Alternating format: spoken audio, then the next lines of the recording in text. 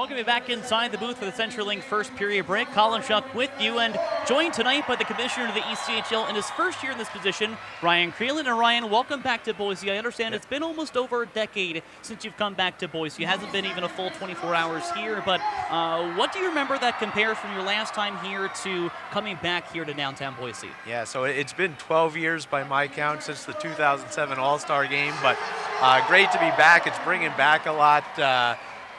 Big crowd, first of all, but just the sight lines in this building and the uniqueness of it attached to the hotel, it's great to be back. Have you seen a building, too, and this is the first time I've seen it, where the concourse is actually inside the arena area, it's not separated? Is this one of the first places that you've seen with that lookout? Yeah, we've got similarities around the league, but nothing quite as close as this, and give it that intimate feel, certainly in the lower bowl and the closeness to the ice. Well, this is your first year as commissioner in the ECHL. You've been around the league, though, starting as an intern 13 years ago. Yeah. So it's been a long journey for you, and I know you've kind of done the media tour early on especially, but you're almost a year through. What are some things that you've learned that you maybe weren't specifically aware of as commissioner specifically compared to what you thought the role would be like? Yeah, well, again, I've been around a long time, so it is a lot of what I thought it would be.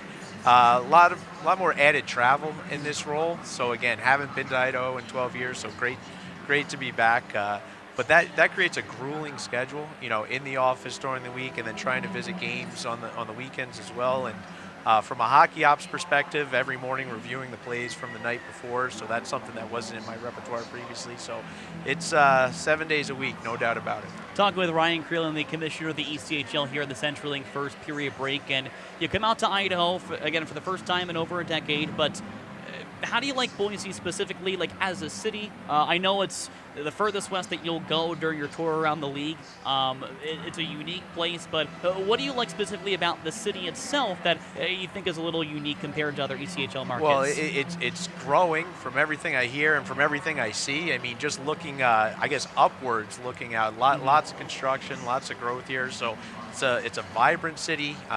The proximity, again, between the hotel, the arena, the airport, that feeds all into it. And the ability to have this team be the hometown team here in Boise, I think, is what the ECHL is all about, being that community asset.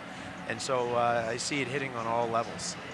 We mentioned the last time you were here was the All-Star Classic with the Steelheads hosting. This year is at Huntington Center in Toledo. Let's talk about that a little bit. How did you like the environment? I know Toledo being there, they have a really good, rich fan base, Sure. But from an operations perspective, how did you like this year's ECHL All-Star Classic? Yeah, so we tried to go a little bit outside the box. We kind of locked ourselves in a room and tried to come up with a format that would be fun.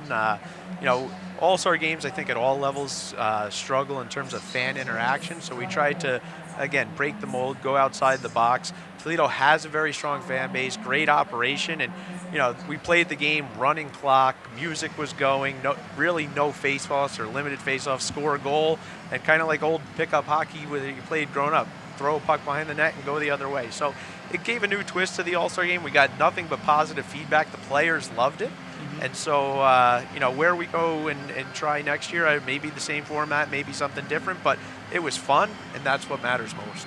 Across the entirety of the professional hockey, we see a lot of leagues going to that 3-on-3 format. Yep. That's spreading over 4 teams, 2 teams, what have you. Do you see that being a consistent theme in the future as well for the ECHL? Yeah, I think so. I think it for the All-Star game to make it that vibrant event and keep the pace fast, it's working. Again, we tried a few other things this year to keep the play moving, and certainly the other thing that I really liked was that we had an Eastern Conference team, a Western Conference team, but then 2 teams comprised of the home Toledo team. It allowed them to have a fantasy draft for their fans, which was a lot of fun. They did a skills competition internally to see who would represent them. So it gave the hometown fans a lot to cheer for, and it was a lot of fun. And from what I understand, too, talking with our representative, Thomas Scholl, that anytime Toledo players were out there, that got them more involved in it. So it seemed like an on-ice perspective, it really helped rally the crowd around that. So at least from feedback, if you want to hear it from horses' mouths,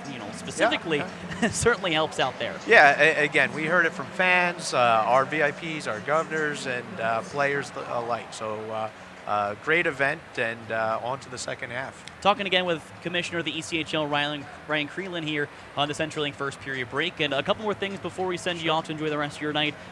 First of all, you've talked in different interviews about goals that you had long-term for the ECHL, again, especially knowing the inner workings of the league for the last 13 years. What are some things that fans of the league and fans of specific teams can start to look forward to that you think you can have set in motion, say, the next 5 to 10 years? Yeah, so first off, around the league, and again, I think Boise's done it, but be that community asset, give back to the community, whether it's school visits, hospital visits, other charitable work, support the market that supports us. So trying to cement our teams in each of our markets with that community focus.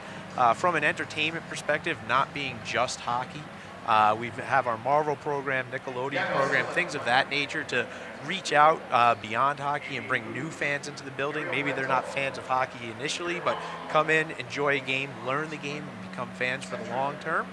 And then from a hockey perspective, I think just building on our tradition. This is year 31 for us. So I think we've cemented ourselves as the premier AA league in North America, developing talent for the American League and National League, and that's something we're going to continue to grow and develop.